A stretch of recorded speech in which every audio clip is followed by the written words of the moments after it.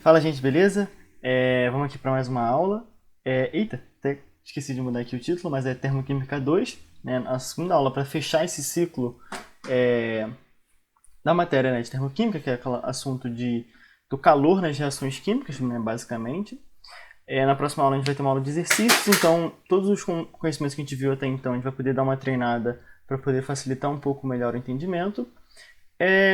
E aí, assim, a aula de hoje é mais uma continuação do que a gente estava vendo semana passada, né? Semana passada a gente viu entalpia, a gente viu função de estado, gráfico de caminho, e a gente no final viu dois tipos de entalpia, né? Entalpia de formação e de ligação.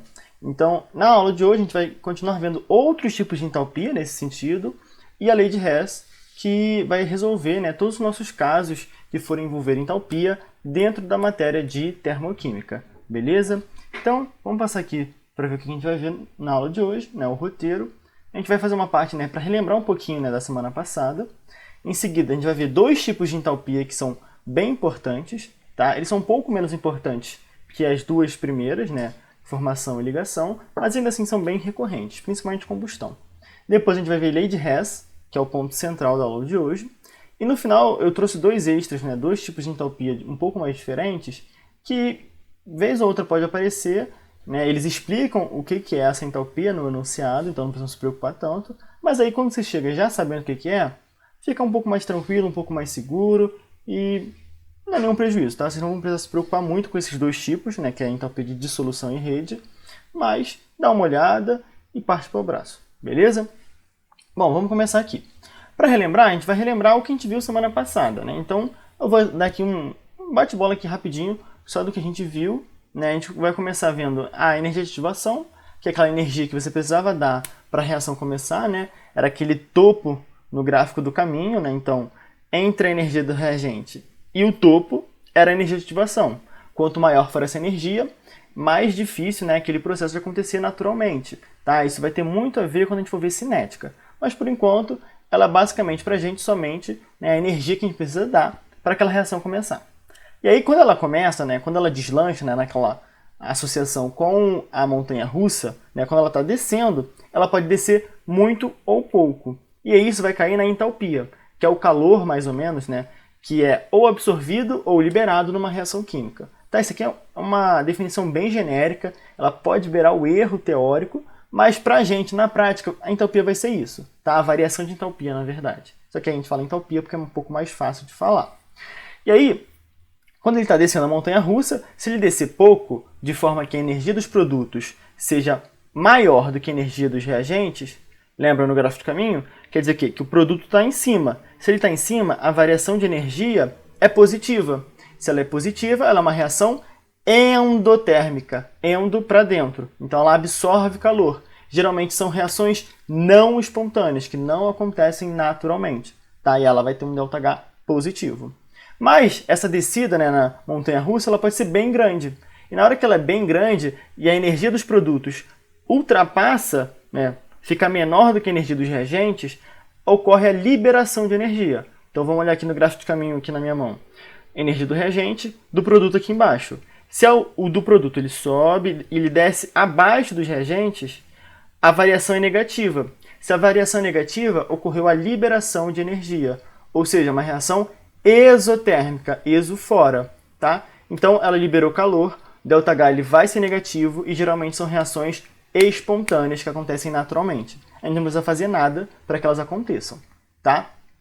E aí, só relembrando, entalpia de formação é a entalpia para você formar um composto, tá? A partir dos elementos no estado mais estável, tá? Então, a gente viu a formação da água. Vai ser a formação da água líquida, ou vapor, ou o que for, a partir do gás hidrogênio e do gás oxigênio, porque são as formas padrão para o elemento hidrogênio e o elemento oxigênio que estão na fórmula da água. Se fosse a entalpia padrão de formação do ácido clorídrico, o HCl, vai ser o hidrogênio no estado padrão e o cloro no estado padrão, que no caso é o gás hidrogênio, o H2, e o gás cloro, H2 também. Tá? Mas assim, final das contas pra gente, ele vai te dar uma tabela com os valores de entalpia de formação e vai te pedir a entalpia de uma reação. E aí basicamente você vai jogar aquela fórmula, que é entalpia total, vai ser a entalpia dos produtos menos a entalpia dos reagentes. Por que tem um menos na frente do reagente? Ora, a entalpia é de formação. Se o reagente está sendo consumido, ele é o contrário de formação. E aí, para a gente colocar esse contrário, a gente coloca um menos. Tá? Sempre lembrando de multiplicar. Se você tem duas águas sendo formadas, você vai ter que multiplicar por 2 a entalpia de formação da água. Tá? Porque a entalpia ela depende da quantidade. E aí a entalpia de ligação era bem parecido, só que era a entalpia da quebra de ligações no estado gasoso. Tá? Esse estado gasoso, às vezes, ele pode ignorar, mas, via de regra, é no estado gasoso. Tá? Como você está quebrando uma ligação, você vai ter que colocar energia, então a entalpia é positiva. Na hora que você forma essa reação, o módulo é o mesmo, o valor numérico, só que você vai ter que colocar um menos na frente, porque na hora que você forma uma ligação, é o processo inverso da quebra. Como é o processo inverso da quebra, ele tem que ver com o negativo. Ele libera energia. E aí aqui a fórmula para a entalpia de ligação é diferente. Agora a entalpia total vai ser a entalpia dos reagentes menos dos produtos. Porque o reagente está sendo quebrado e o produto está sendo formado. Tá? Então tem que ter essa inversão. E aí lembrado de fazer aquele macete que eu falei para vocês. Escreve a equação bonitinha, depois expande as ligações de cada um dos compostos e depois escreve a quantidade de ligações que você tem em cada lado. Então você tem 5 ligações carbono e hidrogênio nos reagentes, 10 ligações oxigênio e hidrogênio nos produtos e assim em diante. Que aí você consegue visualizar o que está sendo formado e o que está sendo quebrado. E aí facilita na hora de você jogar nessa formulazinha. Lembrando, multiplique sempre pela quantidade. Se você tem 5 daquela ligação, você vai ter 5 vezes aquela entalpia de ligação, tá? Mas assim, isso tudo, relembrando, nos exercícios fica um pouco mais claro, então se tiverem dúvida, chamem a gente, tem os plantões, podem me chamar, se tem o meu número, o Facebook, não tem problema. Relembrado tudo que a gente viu semana passada, vamos passar para o conteúdo propriamente de hoje. A gente vai ver primeiro a entalpia de combustão. Então, assim, entalpia você já sabe o que é. É o calor envolvido, né, numa reação química. Agora, o que é uma combustão?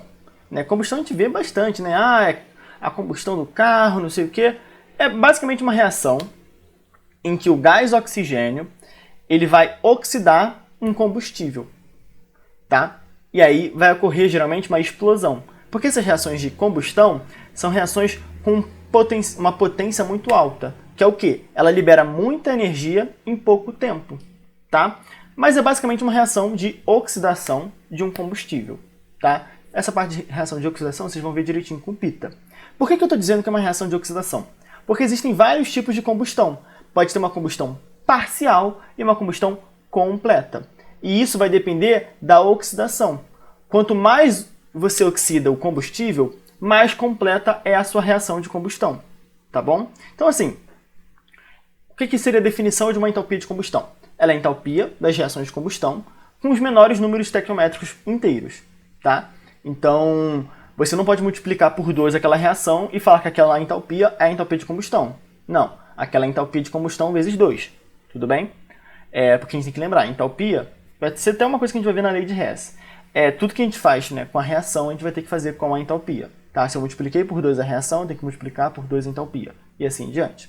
Tá? Então, o calor envolvido nessa reação de combustão, com os menores números estequiométricos inteiros, é o calor da entalpia de combustão.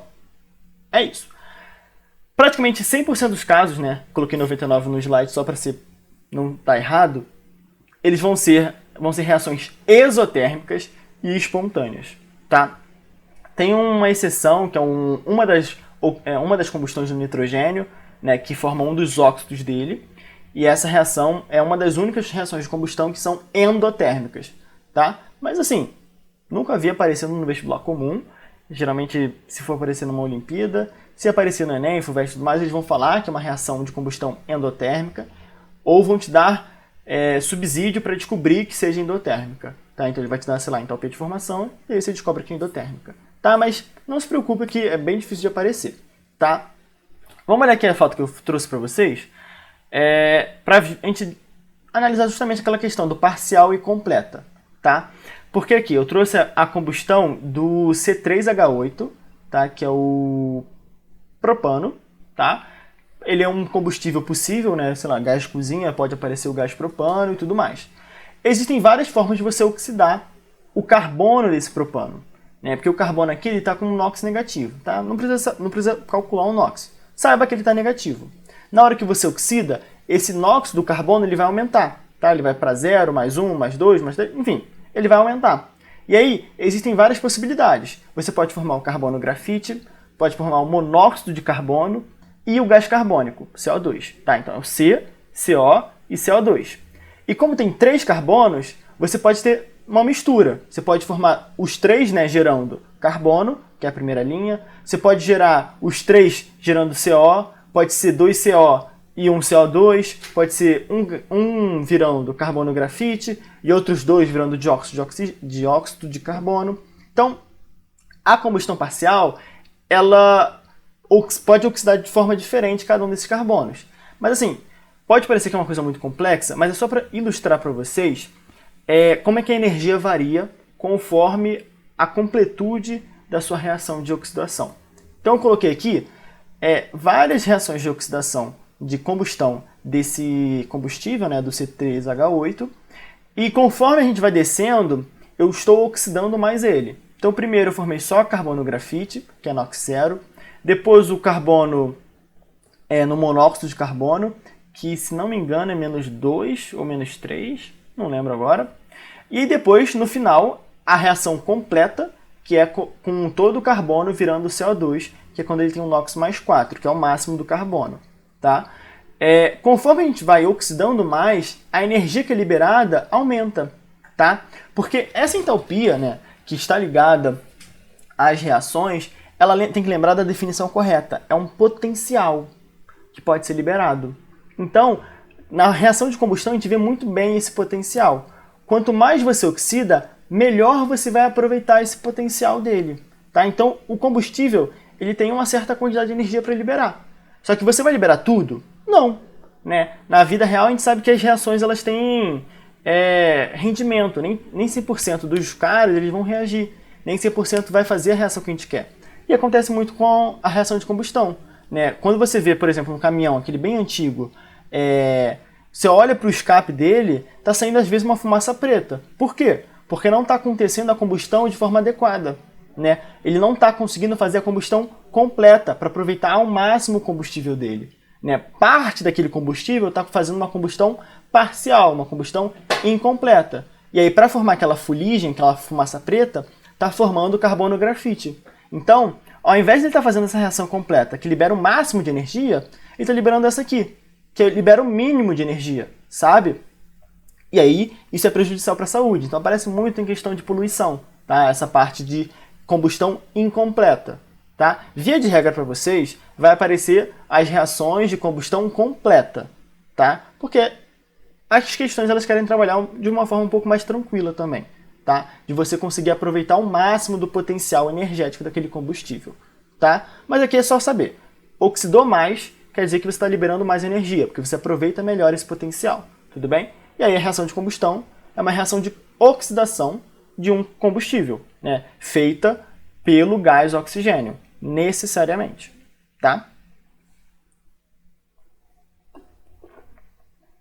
São realmente reações muito energéticas, assim, uma combustão é 1000 kJ, ou seja, 1 milhão de joules, pelo menos, liberando, tá? Então, menos 1000 kJ, menos 2000, menos 3000, até menos 10.000 eu já vi, tá? Realmente libera muita energia.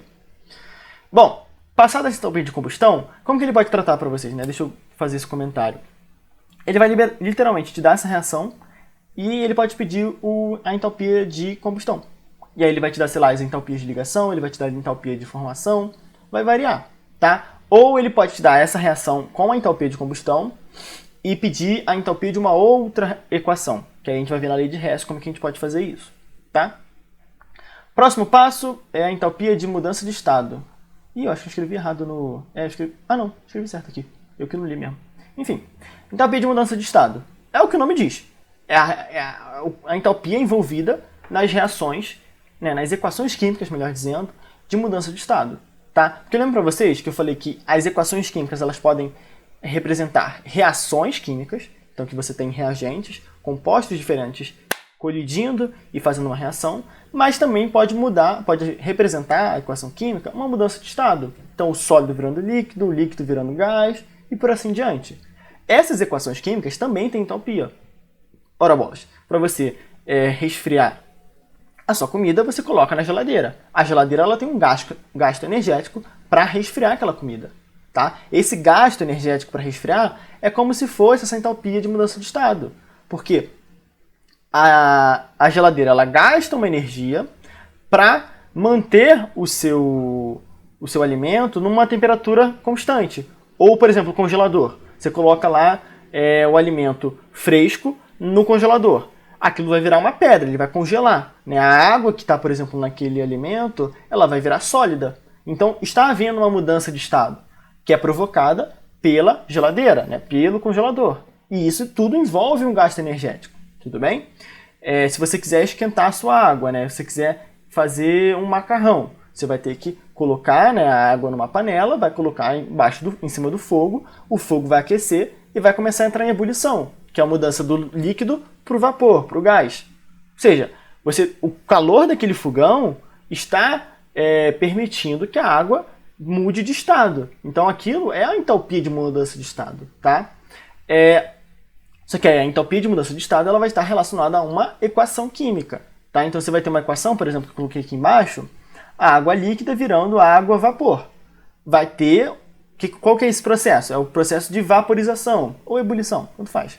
Então vai ter uma entalpia de vaporização, uma entalpia de ebulição, vai ter uma entalpia de solidificação, de fusão e por assim diante. Tá? Cada uma das mudanças de estado tem uma entalpia relacionada. Tá? E aqui um ponto interessante. A entalpia é uma função de estado. Então ela quer saber o início e o fim.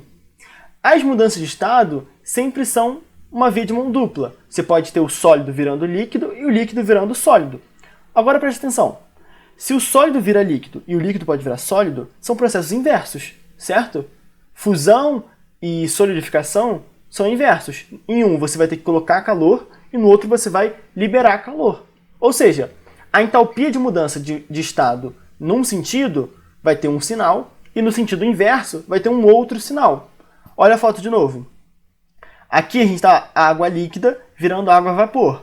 Né? Para você fazer essa vaporização, você tem que colocar energia. Né? Você tem que fazer as ligações que estão na água líquida quebrarem, né? As ligações intermoleculares, para ela poder virar vapor. Que no vapor elas estão mais soltas. Tá? Então você vai ter que colocar energia. Então ela vai ter uma entalpia positiva. Agora, o processo inverso vai ter uma entalpia negativa. Então, a condensação, né, o vapor virando líquido, vai ter uma entalpia de condensação negativa. Só que, como é o mesmo processo, só muda o sinal, o módulo da entalpia vai se manter o mesmo. Então, se eu gastei X para evaporar, eu vou liberar X para condensar. Tá? Isso é muito interessante com a mudança de estado. Tá? Porque são processos de mão dupla. O início e o fim, eles estão no mesmo patamar. Só que de um modo você está fazendo isso e no outro modo você está fazendo isso. Então, o módulo, o valor, né, o número é o mesmo. O que muda é o sinal. Tá? E aí é basicamente isso. E aí tem essa foto aqui com os diversas mudanças de estado e as entalpias envolvidas. Então, sólido virando líquido, tem fusão. Líquido virando sólido, solidificação e por assim diante. Ele até coloca aqui o sinal. Não sei se dá para vocês verem. Mas assim, tudo que tiver vermelho aqui, você está colocando calor. Tá? Você está colocando energia. Então a entalpia vai ser positiva. São processos endotérmicos, são processos não espontâneos, geralmente. Tá? E o que tiver em azul, você está liberando energia, são processos exotérmicos, geralmente são espontâneos. Tá? E aí eu coloquei essa observação, porque sublimação pode ser tanto o sólido virando gás, quanto o gás virando sólido. Só que às vezes eles chamam o gás virando sólido de ressublimação. Tá? Mas não tem que se preocupar muito. Então, a de mudança de estado não aparece muito. Ela pode aparecer quando ele quer relacionar com calorimetria. Que ao invés de ele falar que, sei lá, o calor latente de solidificação seja tal, ele vai falar que a entalpia de solidificação é tal. É a mesma coisa, tá? Nesse caso. O calor latente, que é o calor para você fazer uma mudança de estado, é a mesma coisa que a entalpia de mudança de estado. Tá? São só nomes diferentes, mas são sinônimos. Beleza? Feita essa finalização das entalpias mais importantes, vamos passar para o cereja do bolo. Cadê o meu mouse? Meu Deus. Achei. Que é a lei de Hess. é o ponto principal da aula, então preste atenção, vamos embora. A entalpia é uma função de estado, ela só quer ligar para o início e para o fim. Isso permite que a gente consiga manipular as equações, as reações químicas, para gerar novas equações, gerar novas reações. Ou seja, a gente vai trabalhar com as reações químicas como se elas fossem equações matemáticas. Cada composto é uma incógnita, a setinha é um igual, e a gente vai manipular que nem na matemática. Aí a gente vai somar a equação 1 com a equação 2, a gente vai inverter o sinal da 2, a gente vai multiplicar por 2 a equação 1, e essas manipulações, quando eu junto todas as equações, vão me permitir gerar uma nova equação que eu não conhecia. E aí, com essa equação que eu não conhecia, eu vou poder descobrir a entalpia dela. Então, para ficar um pouco mais claro, ele vai me dar duas reações, e a partir delas eu consigo juntá-las de uma forma a gerar uma terceira equação, tá? E aí ele quer saber a entalpia dessa terceira. Eu consigo descobrir a entalpia da terceira a partir da entalpia da primeira e da segunda. Por quê? Porque a entalpia foi aquilo que eu falei para vocês. Tudo que a gente fizer com a reação, a gente vai fazer com a entalpia. Então, se eu somei essas duas equações para gerar a terceira, a entalpia da terceira é a soma das duas entalpias, né, da primeira e da segunda. Se eu peguei a primeira e subtrair pela segunda, a entalpia da terceira vai ser a entalpia da primeira menos a entalpia da segunda. Se eu tiver que multiplicar por 2 a segunda para somar com a primeira, a entalpia da terceira vai ser 2 vezes a entalpia da segunda mais a entalpia da primeira. Mesma coisa para divisão, tá? Isso tudo vai ficar um pouco mais claro no próximo slide, que eu vou exemplificar isso para vocês. Tá? Eu vou colocar um exercício modelo, que aí vocês vão conseguir entender um pouquinho melhor esse raciocínio. Tá? Mas assim, a lei de Hess não é uma lei que exista tipo uma definição. Tipo assim, é uma coisa prática. O cara percebeu que se eu colocasse equações diferentes, juntas, né, a minha entalpia final seria uma combinação das entalpias de cada uma dessas reações. Né, uma combinação igual à combinação que foi feita, né, para as equações. Tá? Isso aqui é o ponto central de termoquímica. Se ele não te pedir diretamente qual que é a entalpia de uma reação, tipo assim, dando a entalpia de formação, ou de ligação, ou combustão e tudo mais, ele vai te pedir para combinar várias reações e a partir dessa combinação gerar uma entalpia final da reação que ele quer saber. Tá? Então, por exemplo, ele poderia ter dado essa entalpia aqui e a entalpia de uma dessas combustões e pedir, né, a entalpia de uma reação, né, que seja a combinação de uma das combustões com a vaporização da água. E aí você saberia dizer qual que é a entalpia por conta da combinação, tá? Assim, trata as equações químicas como se fossem equações matemáticas. Se tem CO2 aqui e CO2 aqui, ou seja, de um lado reagente do outro lado produto, é como se eles estivessem em lados opostos de uma equação química, uma equação matemática. E aí, se está em lados opostos, você tem x e 2x, você corta, né? Aí vai ficar tipo 2x menos x, fica x no lado direito, tá? Mas aqui vamos olhar aqui que vai ficar um pouco mais claro, tá? Olha aqui. Ele quer saber a entalpia da reação 3. Eu vou ler cada uma para vocês. A partir das entalpias da reação 1 e 2. A reação 3 é uma reação de formação... Formação não. Uma reação. Que você tem o cálcio sólido reagindo com carbono grafite sólido, com a água líquida e 3 meios de gás oxigênio para gerar o hidróxido de cálcio aquoso e o CO2 gasoso. Ele quer saber a entalpia dessa reação. A partir de quais reações? Da 1 e da 2. Na 1, você tem o cálcio sólido reagindo com carbono grafite com 3 meios de oxigênio para gerar o CaCO3. Aqui é uma entalpia de formação do carbonato de cálcio, menos 100 kJ por mol, tá? Por mol de reação. Então, se eu multiplicar por 2 essa reação toda, tem que multiplicar por 2 essa formação. Se eu dividir por 2 essa reação, divide por 2 a entalpia. Tá? Essa entalpia, esse mol de reação, é tipo, tira uma foto dessa reação. Cada um dos números estequiométricos é como se fosse esse 1 mol de reação. Tá? Então, para facilitar, geralmente você pode relacionar a um dos compostos que tem número estequiométrico número 1. Então, por exemplo, seria menos 100 kJ por mol de cálcio. Ou menos 100 kJ por mol de CaCO3.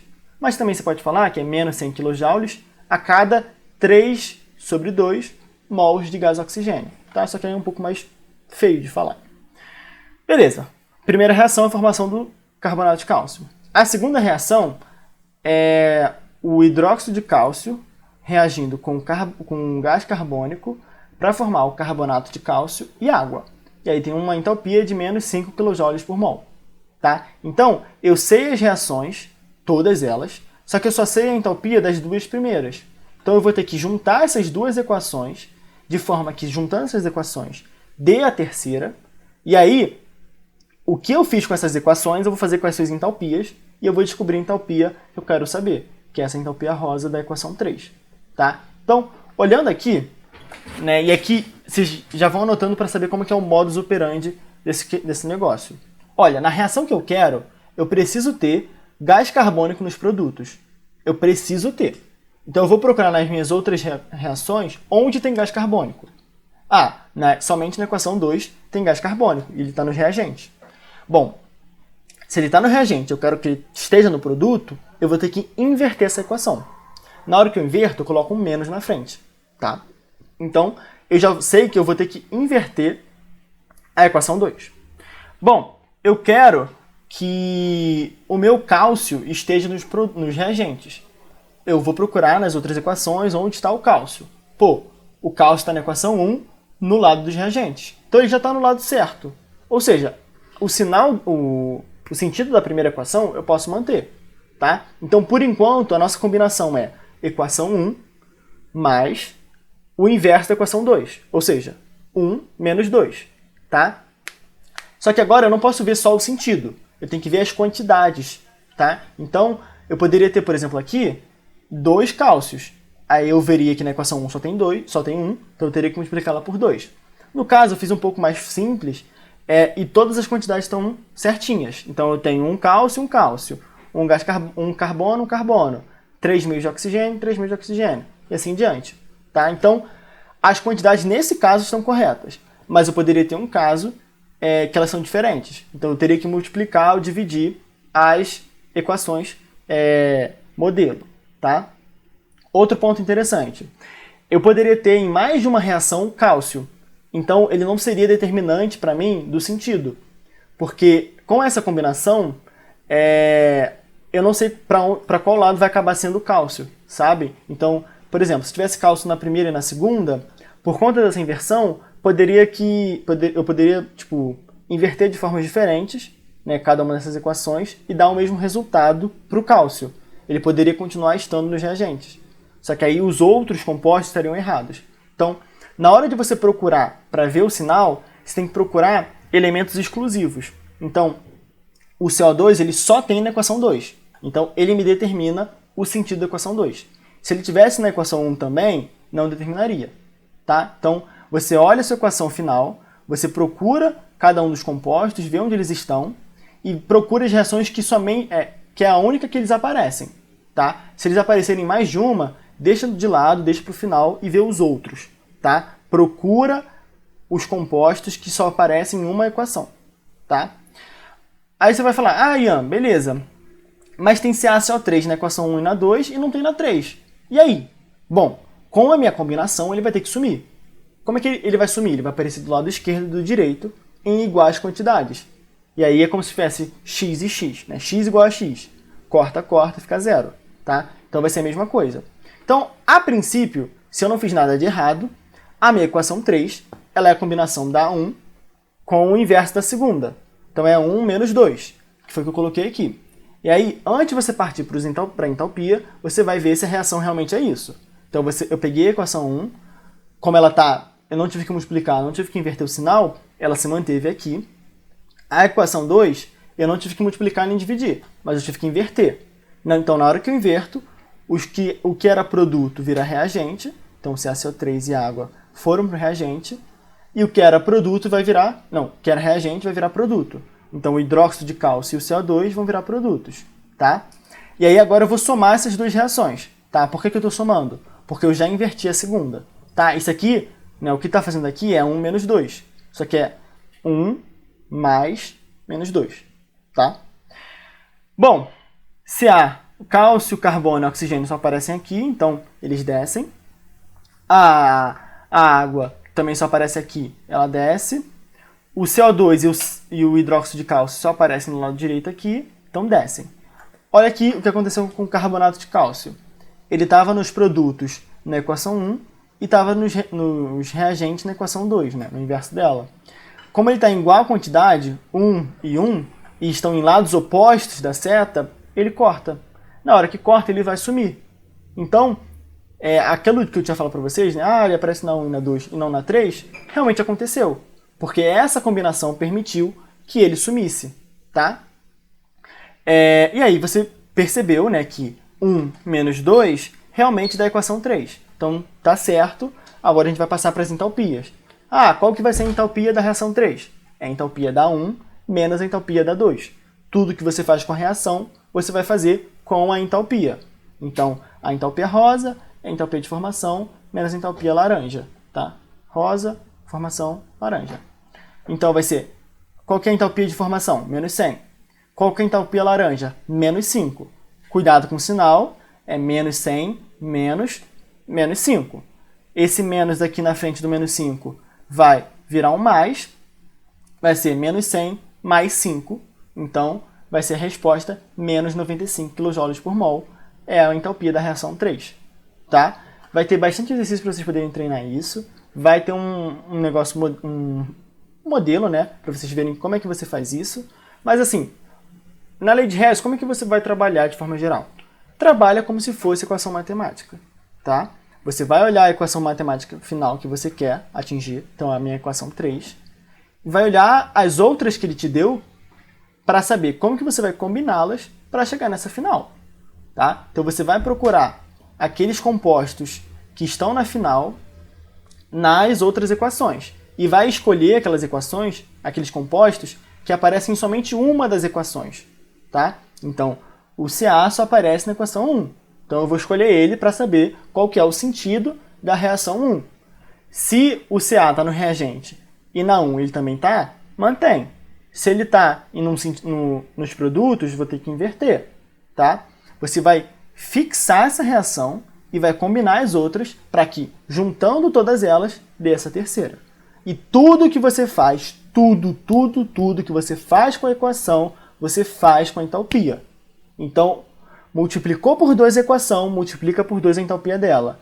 Multiplicou por 10 a equação, multiplica por 10, tá? Essas multiplicações elas vão se dar por causa da quantidade. Sei lá, imagina que na minha equação 3 eu queria ter 3O2. Eu tenho 3 meios. Então eu teria que multiplicar por 1 a equação 1, multiplicar por 2 a equação 1, para que 2 vezes 3 meios desse 3. E aí no final eu teria a quantidade que eu queria, tá? Então, as inversões são para você colocar os compostos no lugar certo, reagente produto, e multiplicar e dividir é para você colocar a quantidade certa em cada um deles, tá? Se eu tivesse, por exemplo, 2 Ca carbonato aqui embaixo, eu teria que multiplicar por 2 a equação 1 e inverter, para que eles pudessem estar em quantidades iguais e em sentidos diferentes, e aí cortar, tá? Deixa eu ver se tem mais alguma coisa que eu poderia falar. Assim, é basicamente isso. É um pouco complexo, mas o que eu dou de dica? Escreva o que você está fazendo. Então, faça isso que nem eu fiz aqui na folha. Eu escrevi a equação 1 e a reação, e a entalpia. Equação 2, reação, entalpia. Reação 3, equação, entalpia. Coloquei aqui a minha hipótese de combinação. A minha equação 3 ela é igual à combinação da equação 1 menos com a 2. Quando você colocar isso, você não vai ter erro, porque isso é o que você está fazendo com a reação. Você vai copiar a mesma coisa para a entalpia. Não vai ter que lembrar o que você fez, tá? Então, se eu tivesse que multiplicar por 10 a equação 1, colocaria 3 igual 10 vezes 1 menos 2. Dividir por 10, equação 2. 3 igual a 1 menos 2 divididos por 10. E aí, onde tinha o número da minha equação, eu vou substituir pela entalpia. Então, o 3 substitui pela entalpia da 3, 1 pela entalpia da 1 e 2 entalpia pela da 2. Se tivesse alguma coisa multiplicando e dividido, vai multiplicar ou dividir essa mesma entalpia. Tá? Eu coloquei um nome primeiro. Depois eu vou substituir esse nome pelo valor dele, que vai estar aqui do lado. Tá? Então, o marrom é menos 100, o laranja é menos 5. Então, lembra sempre de colocar o parênteses, porque esse sinal pode realmente mudar e pode te dificultar, pode acabar atrapalhando. Tá?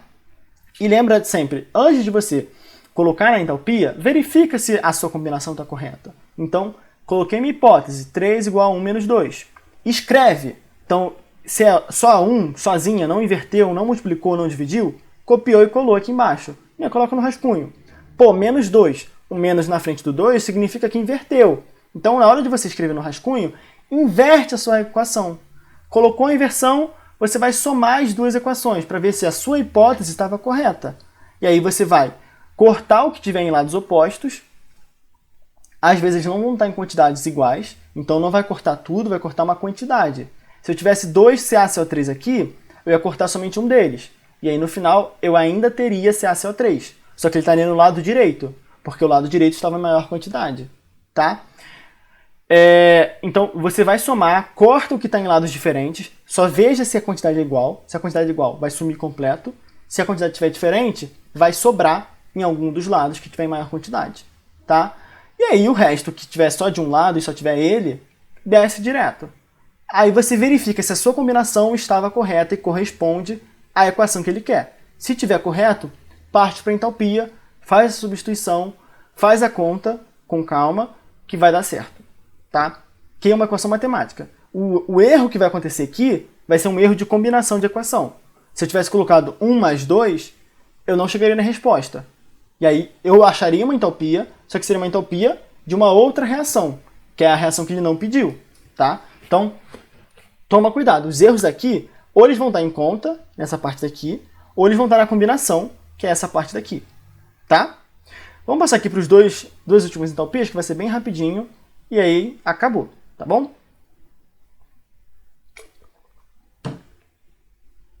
Bora. Então, pedir dissolução, tem uma cacofonia aqui, né? De dissolução. É a entalpia de você dissolver um composto em algum meio. Então, você vai colocar o seu sal de cozinha na água, você vai colocar, sei lá,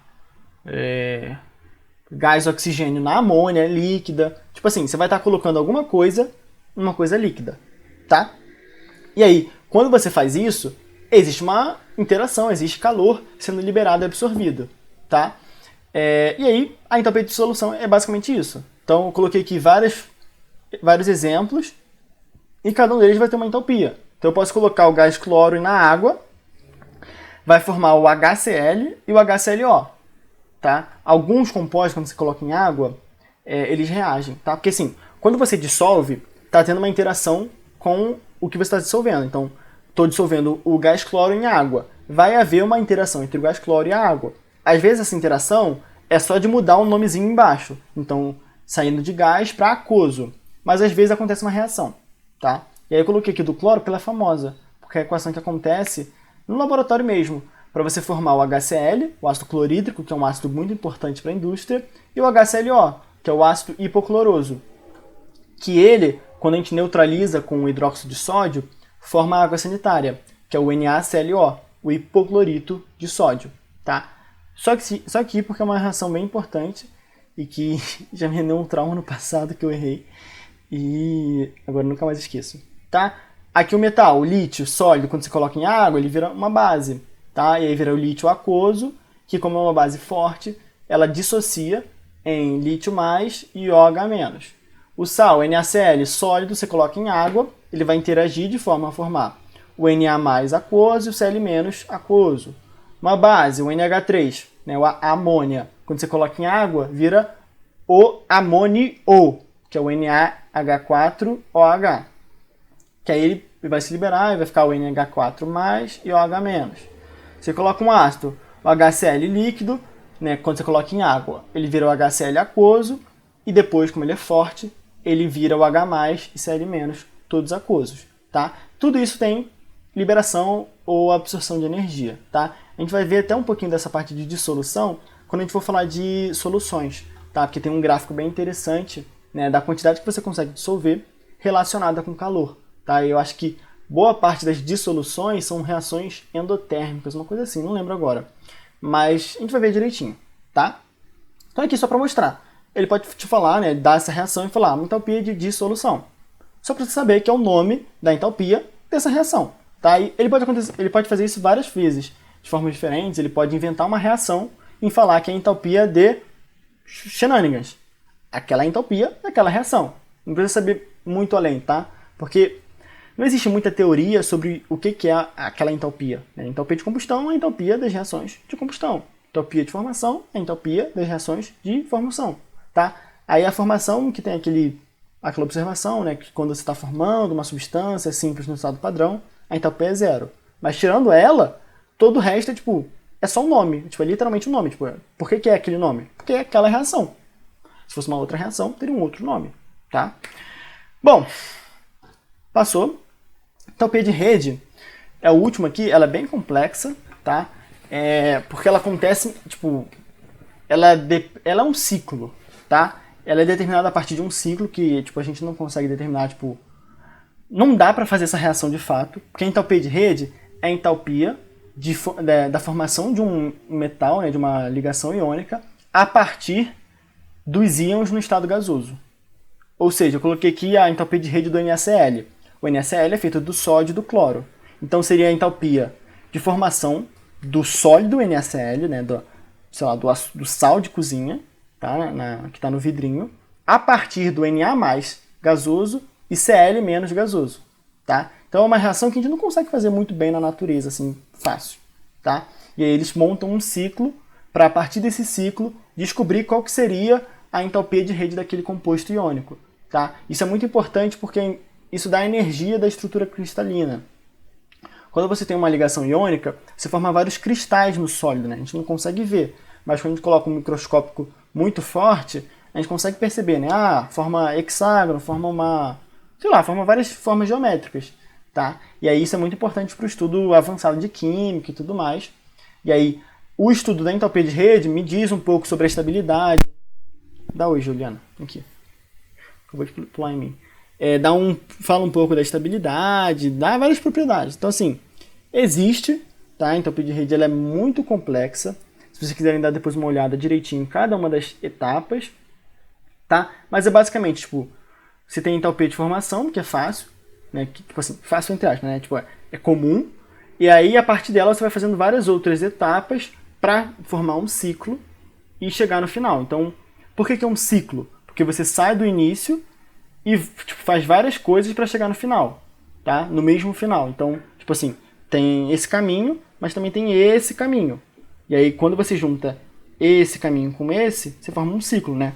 E aí, como a entalpia é uma função de estado, os ciclos têm entalpia igual a zero. E aí você consegue manipular cada uma das etapas, somar todas de uma forma que dê zero. E aí você consegue isolar a entalpia de rede e aí dar essa equação toda aqui, né? Então, para esse exemplo, a entalpia de rede é a entalpia de formação menos a entalpia de sublimação menos 1/2 a entalpia de atomização, que é o Cl2 virando Cl, menos a entalpia de ionização, do Na virando Na+, menos a entalpia de afinidade eletrônica, que é o cloro recebendo um elétron virando Cl-. Tá, mas assim, complexo. Eu só trouxe aqui para vocês olha, entende o que é, é um ciclo, tem várias reações acontecendo, eu tenho que juntar essas reações para formar essa reação final, que é a minha entalpia de rede, tá? Mas assim, dificilmente eles vão tratar isso. E se eles tratarem, já vão te dar cada uma dessas equações, que nem na lei de Hess. Aqui. Travou. Meu Deus. Que nem aqui. Só que aí vai ser uma questão bem difícil mesmo, tá? Aí não precisa se assustar. Mas assim, indo com calma, sobrando tempo, né? Deixa pro final. Se sobrar tempo, com calma, vocês conseguem fazer. É só fazer do mesmo jeito que eu falei pra vocês aqui. Escreve aqui, pensa, procura. Como geralmente só vão envolver 2 elementos, fica um pouco menos difícil de visualizar, tá? E aí, escreve direitinho, bonitinho, que vocês vão chegar na resposta, tá? Mas assim, bem difícil. Eu acho que já vi isso aqui uma vez na Unicamp, mas assim, a Unicamp às vezes ela extrapola, tá? E, então assim, entenda. E aí, o ciclo, né? Esse ciclo, né, tem um nome importante, que é o Born-Haber, tá? Esse nome aqui. E aí, se ele falar ciclo de Born-Haber, geralmente vai ser uma questão relacionada à entalpia de rede. Ou ele vai colocar só como contextualização e vai perguntar, sei lá, entalpia de ionização. E aqui, novamente, por que entalpia de ionização? Porque é uma reação de ionização. Ponto. Somente por isso. Por que é uma entalpia de afinidade eletrônica? Porque é uma reação de afinidade eletrônica. Ponto. Entendeu? O nome é bem intuitivo mesmo, tá? Então, assim, era isso a aula de hoje. tem lista de exercícios, vai ter aquele exercício no modelo lá para vocês. Qualquer dúvida me chamem e falem comigo sobre as dúvidas de vocês, principalmente sobre gases e termoquímica, porque aí na próxima aula eu vou tentar procurar exercícios, né, focando nas dúvidas de vocês, tá? Mas pode ser desde análise dimensional, que foi o primeiro assunto, até termoquímica, tá? E aí tem gases, tem nomenclatura de função inorgânica, tem separação de misturas, substâncias simples e misturas, e assim em diante, tá? Então vem cá, Juliana. Então, é isso. Beijão, gente. Até semana que vem. Bons estudos.